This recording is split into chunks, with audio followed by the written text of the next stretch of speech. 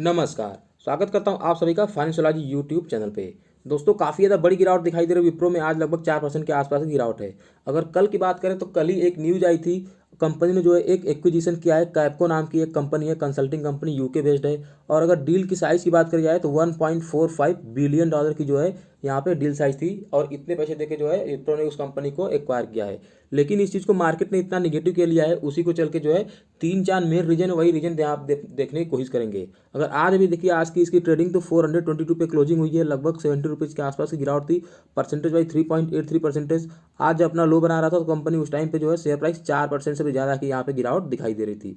तो चलिए जो सबसे पहले इस थोड़े से डील के बारे में डिस्कशन करते हैं, वो रीजन देखने की कोशिश करते हैं क्यों क्यों जो है यहाँ पे शेयर प्राइस में इतनी ज़्यादा गिरावट है।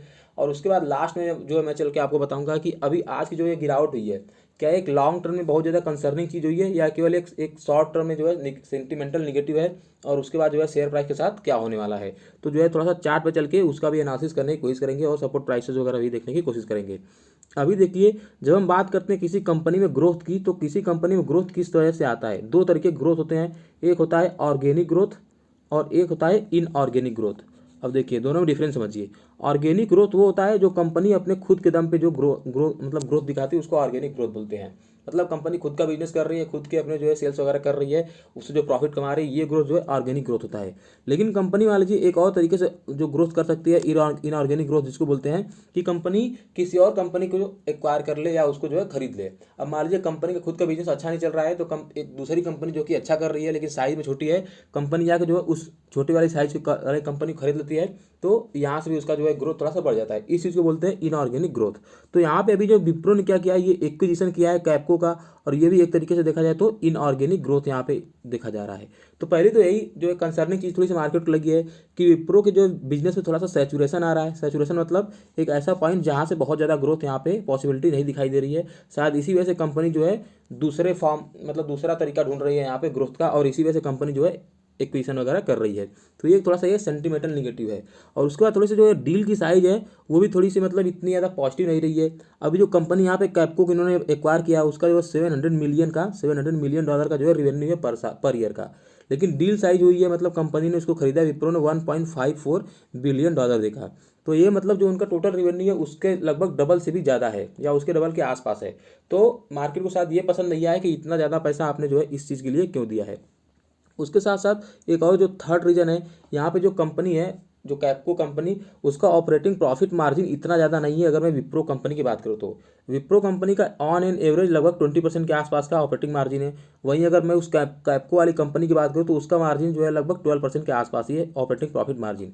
अब इतने लो मार्जिन बिजनेस को खरीदने के लिए विप्रो ने इतना ज़्यादा पैसा दिया है, तो उस चीज़ के लिए भी जो है यहाँ पे थोड़ा सा मार्केट इस चीज़ को निगेटिव ले रहा है।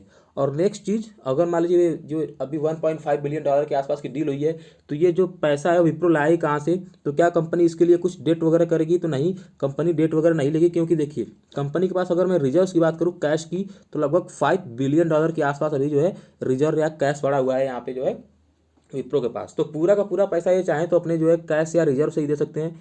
हालांकि कंपनी ने ये जरूर बोला है कि ये कुछ तो जो है अपने कैश से यहाँ पे पेमेंट करेंगे, बाकी कुछ पैसा हो सकता है ये डेट के फॉर्म में भी ले सकते हैं। तो हो सकता है इस चीज़ से भी मार्केट को थोड़ा सा निगेटिव हुआ है। क्योंकि अगर मैं कुछ दिन पहले बात करें, बालकृष्णा इंडस्ट्रीज़ के बारे में एक न्यूज़ आई थी कि वहाँ पे बालकृष्णा इंडस्ट्रीज़ भी जो है कुछ नए फंडिंग करने वाले थे कुछ और बिजनेस में। और वहाँ पे भले ही इनके पास कैश थे, लेकिन इन्होंने बोला था कि ये थोड़ा सा हो सकता है डेट वगैरह ले सकते हैं उस चीज़ के लिए। और उसको मार्केट ने काफ़ी ज़्यादा निगेटिव लिया था और बालकृष्णा इंडस्ट्री में काफ़ी ज़्यादा गिरावट हुई है। सेम चीज़ मेरे हिसाब से हो सकता है यहाँ पे भी हो कि लोगों को ये लग रहा हो कि कंपनी जो है डेट की बात क्यों कर रही है जब इनके पास ऑलरेडी इतना कैश और रिजर्व पड़ा हुआ है। तो ये तो कुछ चीज़ें हो गई जो इनके बिजनेस से रिलेटेड हो गई हैं, जिसकी वजह से यहाँ पे इतनी ज़्यादा गिरावट दिखाई दे रही है।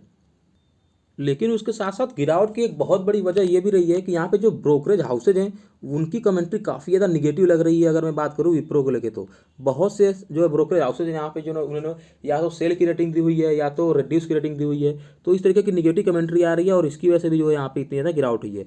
अगर आज की मैं बात करूँ तो यहाँ पे भी आप देख पा रहे हो, जेपी मॉर्गन ने यहाँ पे अंडर परफॉर्म की रेटिंग करी है और उन्होंने टारगेट दिया है ₹370 का। तो अभी देखिए शेयर 420 के आसपास आज ट्रेड कर रहा है और यहाँ पे 370, तो यहाँ से भी लगभग ₹50 के आसपास की यहाँ पे गिरावट दिखाई दे रही है अगर इनके टारगेट की बात करी जाए तो। वहीं पर अगर नोमूरा की देखिए तो इन्होंने भी रिड्यूस की रेटिंग दे रखी है और इनका टारगेट भी 410 के आसपास का है। और यही नहीं, फिलिप कैपिटल का भी देखिए इन्होंने भी टारगेट जो है 420 का ही दिया है। अगर मैं मोतीलाल ओसवाल की बात करूँ तो वो भी उनका भी टारगेट जो है 420 के आसपास या ऐसे ही कुछ था। तो यहाँ पे देख पा रहे होंगे बहुत सारे जो ब्रोकरेज हाउसेज है उनकी निगेटिव जो उनकी कमेंट्री काफ़ी ज़्यादा निगेटिव है और इसका भी जो है काफ़ी ज़्यादा निगेटिव इंपैक्ट पड़ा है इसके शेयर प्राइस पे।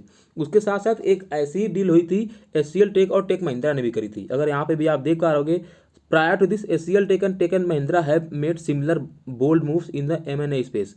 तो इस स्पेस में जो है टेकम ने भी एक बहुत ही पहले एक्विजिशन करा था, लेकिन वो जो एक्विजिशन था काफ़ी ज़्यादा अच्छा नहीं साबित हुआ था, स्पेशली मैं टेकम के लिए बात कर रहा हूँ।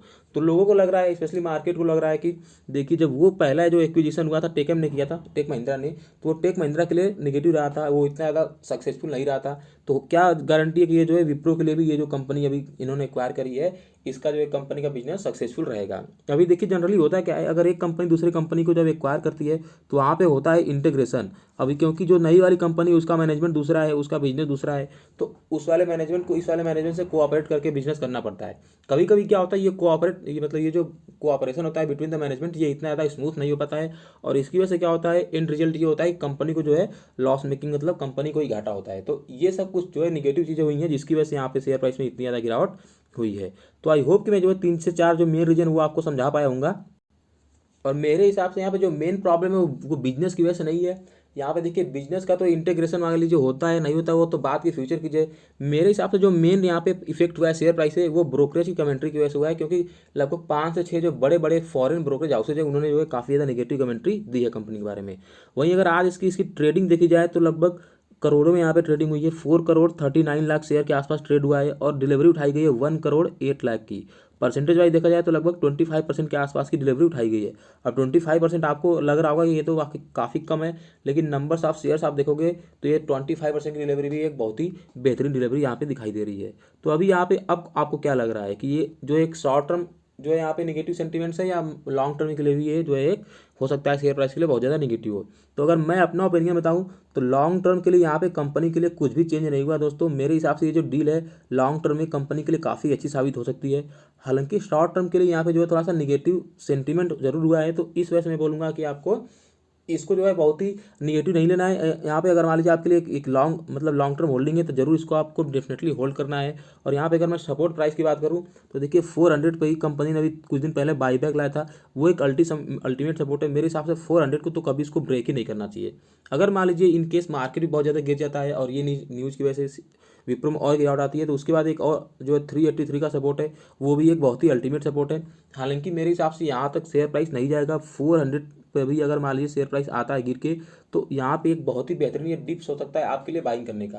तो एक बहुत ही बेहतरीन कंपनी लॉन्ग टर्म के लिए अगर आप इसमें इन्वेस्टेड नहीं हो तो मेरे हिसाब से इस जो गिरावट हुई है इस गिरावट का आपको फायदा उठाना चाहिए और बाइंग जरूर करनी चाहिए। क्योंकि अभी ये जो डील हुआ है या ये जो अभी मतलब मैटर निकल के आया है ये बहुत ही शॉर्ट टर्म के लिए है। यहाँ पे थोड़ा सा सेंटीमेंट निगेटिव हुआ है क्योंकि जो ब्रोकरेज हाउसेज है उन्होंने जो है इतनी निगेटिव कमेंट्री दी है। अभी देखिए होता क्या है, ब्रोकरेज हाउस की कमेंट्री हमेशा चेंज होती रहती है। अभी एक अच्छा क्वार्टर आ जाए और रिजल्ट अच्छा आ जाए, इनकी जो कमेंट्री बिल्कुल अचानक चेंज हो जाएंगी और सारे के सारे ब्रोकरेज जो है यहाँ पे बाई की रेटिंग देने लगेंगे, टारगेट बहुत से ऊपर ज़्यादा देने लगेंगे। लेकिन एक क्वार्टर यहाँ पे थोड़ा सा निगेटिव आ जाए, ये ब्रोकरेज जो है हमेशा जो है थोड़ा सा निगेटिव जाते हैं। तो इनका इंस्टांस बहुत जल्दी चेंज होता रहता है, तो आपको इसको जो है बहुत ही ज़्यादा निगेटिव नहीं लेना है और यहाँ पे बहुत ज़्यादा डरने की जरूरत भी नहीं है। तो आई होप कि मैं आपको सारे रीजन भी समझा पाऊंगा, वो सपोर्ट प्राइस भी बता पाऊंगा, 2 प्राइसेस जहाँ पे आपको चल के यहाँ पे बाइंग करनी है। आप चाहे तो थोड़ी बहुत क्वांटिटी करंट मार्केट प्राइस पे भी उठा सकते हो अगर आप यहाँ पे फर्स्ट टाइम इन्वेस्टमेंट करना चाहते हो, अगर आपके पास ऑलरेडी पैसा मतलब ऑलरेडी इन्वेस्टेड नहीं है। लेकिन अगर आपने ऑलरेडी इन्वेस्टेड किया हुआ है तो मेरे हिसाब से आपको करंट मार्केट प्राइस से बाइंग नहीं करके 400 के आसपास जो है जरूर एवरेज करना चाहिए। तो चलिए वीडियो यहाँ पे स्टॉप करेंगे। अगर वीडियो आपको पसंद आए तो वीडियो को लाइक जरूर करना और चैनल को सब्सक्राइब करके बेल आइकन दबाना ताकि इस तरह के वीडियो के नोटिफिकेशन आपको मिलते रहे। वीडियो देखने के लिए बहुत बहुत धन्यवाद। आपका दिन शुभ रहे। जय हिंद।